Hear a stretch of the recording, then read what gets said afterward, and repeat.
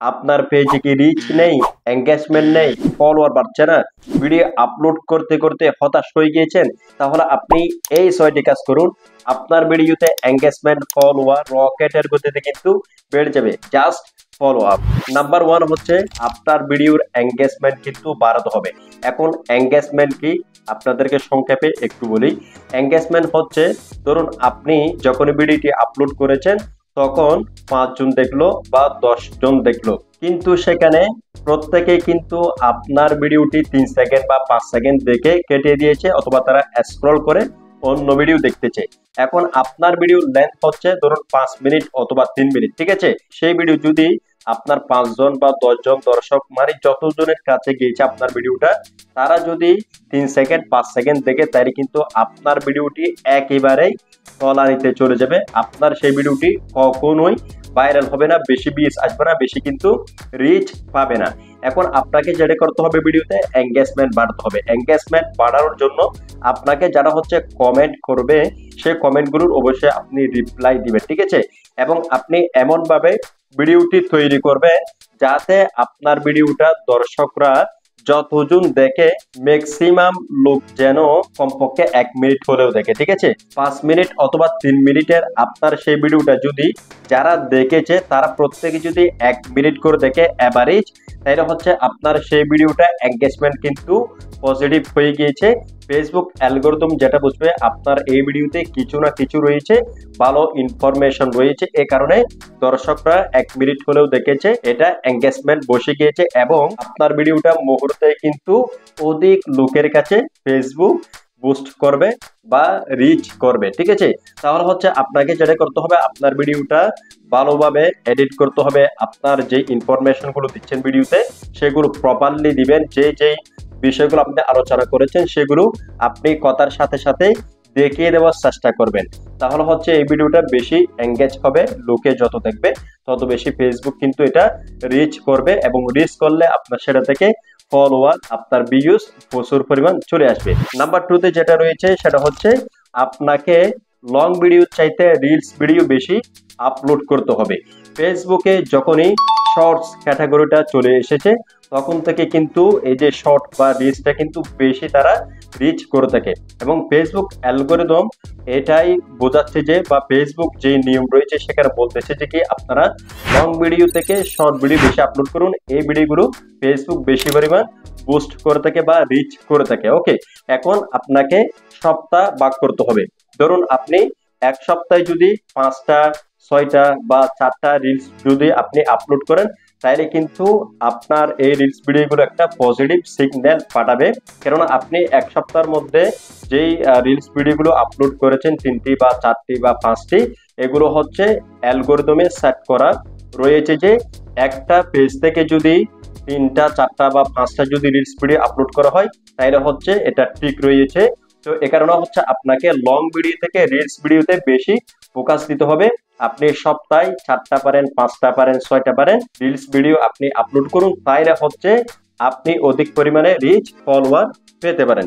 3 number হচ্ছে আপনাকে trending topic নিয়ে কাজ করতে হবে, ঠিক আছে? আপনি অনেক ভিডিও দিচ্ছেন কিন্তু আপনি রিচ পাচ্ছেন না, এঙ্গেজমেন্ট পাচ্ছেন না। সেই মুহূর্তে আপনাকে যেটা করতে হবে, আপনি যে ক্যাটাগরিতে ভিডিও তৈরি করতেছেন সেই ক্যাটাগরির মধ্যে বর্তমানে ট্রেন্ডিং টপিক কি চলতেছে। সাপোজ আপনি এন্টারটেইনমেন্ট ভিডিও তৈরি করতে পারেন, নিউজ ভিডিও তৈরি করতে পারেন, ট্যাগ ভিডিও তৈরি করতে পারেন, অথবা আরো অন্যান্য ক্যাটাগরি রয়েছে, ব্লগ রয়েছে। হ্যাঁ, আপনি যেটাতে ভিডিও বানান, যে টপিকের ভিডিও আপনি আপনার পেজে আপলোড করেন, আপনি সেই টপিকের মধ্যে যেগুলো এখন বর্তমানে ট্রেন্ডিং এ চলতেছে সেই ধরনের ভাইরাল ভিডিওগুলো একটু তৈরি করার চেষ্টা করুন। দেখবেন রকেটের গতিতে কিন্তু আপনার ভাবনার উপরে কিন্তু এটা বেশি রিচ হয়ে যাচ্ছে, বেশি ভিউজ হয়ে যাচ্ছে। পরবর্তীতে 4 নম্বরে যেটা রয়েছে সেটা হচ্ছে আপনাকে কোয়ালিটি অবশ্যই মেনটেন করতে হবে। ধরুন আপনি 5টা 10টা 20টা 100টা 200টা 300টা ভিডিও আপলোড করে ফেলেছেন, এখন আপনার ভিডিওগুলোতে তেমন একটা রেসপন্স আপনি পাচ্ছেন না, তেমন একটা ভিউজ নেই, মানে একটাতে আসলো আবার 10টাতে কিন্তু ভিউজ একেবারে কিন্তু কম, ঠিক আছে? তো এই মুহূর্তে আপনাকে যেটা করতে হবে, আপনি গতকাল যে ভিডিওটি আপলোড করেছেন এবং আজকে যে ভিডিওটি তৈরি করতেছেন, সেটা গতকাল থেকে আরো একটু ইউনিক হতে হবে, এবং টপিকটা, এডিটটা এবং আপনার উপস্থাপনা যেটা রয়েছে এবং চেষ্টা করবেন আপনার যে ক্যামেরা রয়েছে বা মোবাইল ফোন রয়েছে সেটার যে ভিডিওর কালার রয়েছে আপনাকে কালার গ্রেডিং এ একটু মনোযোগ দিতে হবে। আপনার ক্যামেরাটা একটু যদি ভালো হয় তাহলে কিন্তু ভালো, অথবা আপনার সাধ্যের মধ্যে যেটা রয়েছে আপনি নর্মাল ফোন দিয়েও যদি ভিডিও রেকর্ড করেন সেটা কিন্তু আপনি এডিট করে একটা হাই কোয়ালিটি ভিডিওতে আপনি কনভার্ট করতে পারেন। ঠিক আছে, আপনাকে ডে বাই ডে কিন্তু এখানে পরিবর্তন আনতে হবে ভিডিওতে, আপনার ব্যাকগ্রাউন্ডে, আপনার সবকিছুতে। ওকে, তো আশা করছি কোয়ালিটি জিনিসটা যদি আপনি মেনটেন করতে পারেন তাহলে কিন্তু আপনার ভিডিওগুলো বেশি পরিমাণ রিচ পাবে, বেশি পরিমাণ ভিউজ আনতে সক্ষম হবে। পরবর্তীতে 5 নম্বরে যেটা রয়েছে সেটা হচ্ছে টাইম ম্যানেজমেন্ট। অর্থাৎ আপনি যে সময় ভিডিও আপলোড করতেছেন সে সময়ে আপনার যারা অডিয়েন্স রয়েছে, পেজের ফলোয়ার্স রয়েছে, তারা কিন্তু সেই সময়ে অ্যাক্টিভ নেই। তো আপনি যদি সেই সময় ভিডিও আপলোড করেন তাহলে কিন্তু আপনি কখনোই ভিউজ পাবেন না। এবং একটি ভিডিও আপলোড করার পরেই 30 মিনিটের মধ্যে যদি আপনার ভিডিওতে পর্যাপ্ত পরিমাণ 100, 200, 500 যদি ভিউজ না আসে বা আপনার ফলোয়ার্স যদি 10,000, 20,000, 50,000 হয়ে থাকে, সে অনুযায়ী যদি 10,000, 5,000 বা 2,000, 1,000 ভিউজ না আসে তাহলে কিন্তু সেই ভিডিওটা কখনো রিচ পাবে না। তো আপনাকে ওই সময় ভিডিও আপলোড করতে হবে যে সময়ে আপনার পেজের ফলোয়ার্সরা বেশি পরিমাণ অ্যাক্টিভ থাকে। ঠিক আছে, তো আপনি এক এক সময় ভিডিও আপলোড করে দেখবেন এখান থেকে কোন সময়টাতে ভিডিও আপলোড করার সাথে সাথে বেশি পরিমাণ ভিউজ এসেছে কোন ভিডিওতে, আপনি সেটা নোট করবেন কোন সময়টা, ওই সময়টাতে কিন্তু আপনি প্রত্যেকদিন ভিডিও আপলোড করার চেষ্টা করবেন শিডিউল মেনটেন করে, তাহলে হচ্ছে আপনার ভিডিওটা বেশি পরিমাণ রিচ আনতে সক্ষম হবে। পরবর্তীতে 6 নম্বরে যেটা রয়েছে সেটা হচ্ছে আপনাকে রেগুলারলি কিন্তু লাইভ করতে হবে।